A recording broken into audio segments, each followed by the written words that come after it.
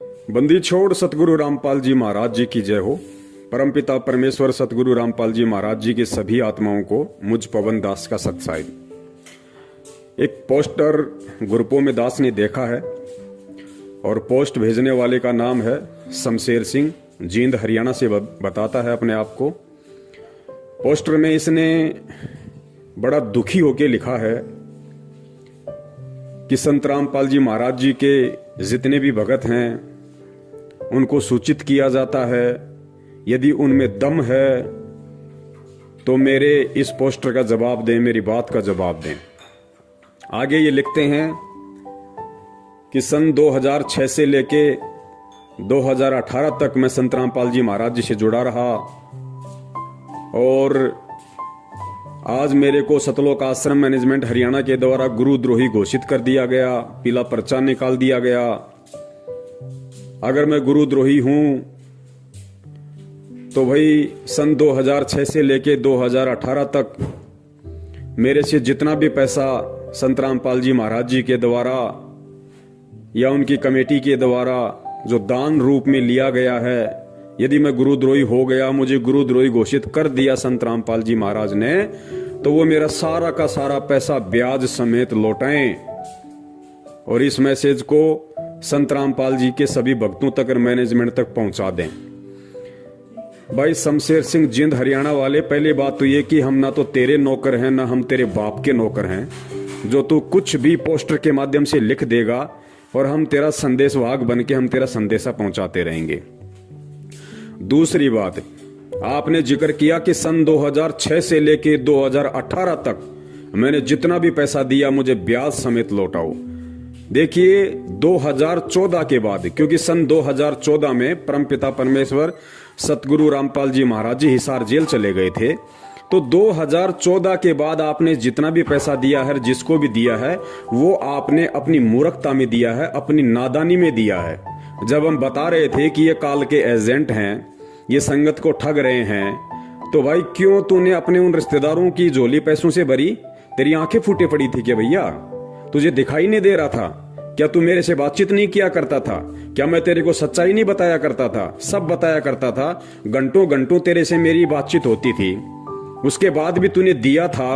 सन 2014 के बाद 4 साल में तूने जितना भी पैसा उनको दिया होगा, वो तेरी मूर्खता थी, वो तेरी नादानी थी, वो तेरी बालक बुद्धि थी। रही बात सन 2006 से लेके 2014 तक दिए गए दान की, तो कान खोल के सुन। ना तू पहले संत रामपाल जी महाराज जी का भगत था, भले तेरे को तू कहता ना कि मेरे को सार नाम मिला हुआ है और मैं सन 2006 से जुड़ा हुआ हूं। आज के तेरे जो कर्म हैं, आज की तेरी जो भावना है, वो साबित करती है कि तू पहले भी संत रामपाल जी महाराज जी का भगत नहीं था, तू खाली नाम का भगत था। क्योंकि परमेश्वर अंतर्यामी है, उनको पहले से पता होता है कि कौन नादान, कौन नालायक कब मेरे से दूर होगा और आगे चल के मेरे प्रति और इस भक्ति मार्ग के प्रति क्या उसकी भावनाएं हो जाएंगी। और तू तो भाई दत्तात्रेय का भी बाप निकला। तू कभी विहंगम पंथ में जा रहा है, तू कभी मदन पंथ में जा रहा है, कभी किसी पंथ में जा रहा है। ठोर ठिकाना तो है ही नहीं तेरा। तो मैं ज्यादा बात नहीं करूंगा, तेरी बात का सीधा सा जवाब यही दूंगा कि 14 के बाद तूने जो भी दान किसी को दिया है सतलोक आश्रम मैनेजमेंट हरियाणा को, तो वो पैसा उनसे मांग। उस पैसे का ढिंडोरा या मत पीट कि संत रामपाल जी महाराज जी मेरा पैसा दे दें। वो पैसा तेरा जिसने लिया है उनसे मांग। रही बात 2006 से लेके 2014 तक के दान की, तूने संत रामपाल जी महाराज जी के आश्रम में रहते सहते जितना भी दान किया होगा, वो आज इस पोस्टर के माध्यम से तेरी खुद की औकात बता रही है कि तूने कितना पैसा दिया होगा।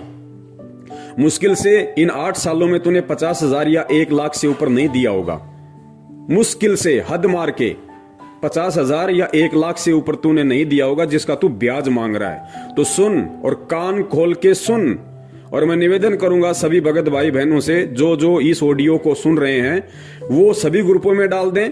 और विशेषकर जिन जिन ग्रुपों में ये शमशेर जुड़ा हुआ है और वास्तव में ये गुरुद्रोही है, मैं इसको बोलता हूं गुरुद्रोही।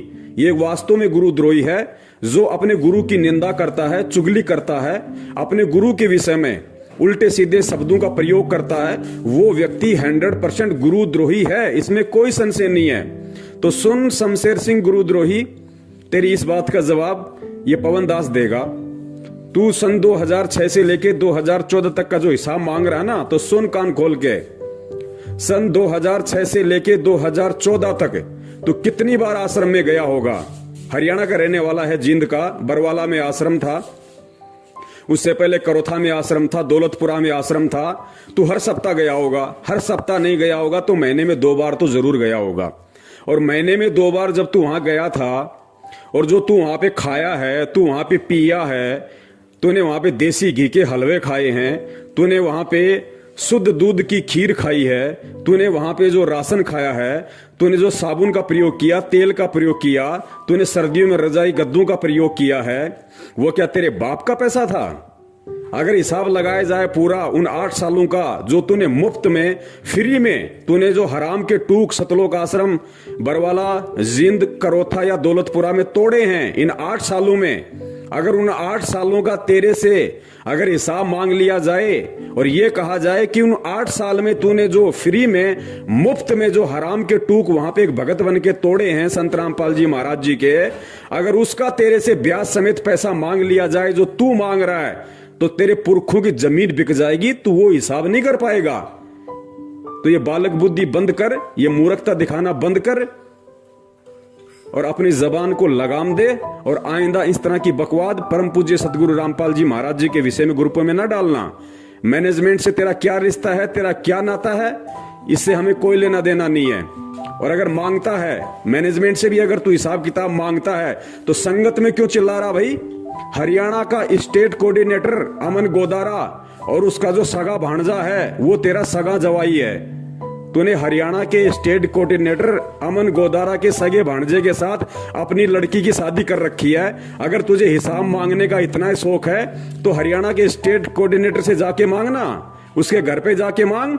संगत में क्यों चिल्ला रहा है? खाली मान बढ़ाई के लिए, दिखावे के लिए। तो सन 2006 से 2014 तक के जो तू हिसाब की बात कर रहा ना, अगर तेरे से वो हराम के टूकों का हिसाब मांग लिया जाए जो तूने सतलोक आश्रम बरवाड़ा में भोगा था, तो तेरे पुरखों की जमीन बिक जाएगी। तू पैसा नहीं उतार पाएगा। कम से कम शकल अच्छी नहीं है तो बात तो अच्छी कर लिया कर संगत में। सत साहिब, जय हो बंदी छोड़ की। बंदी छोड़ सतगुरु रामपाल जी महाराज की जय हो।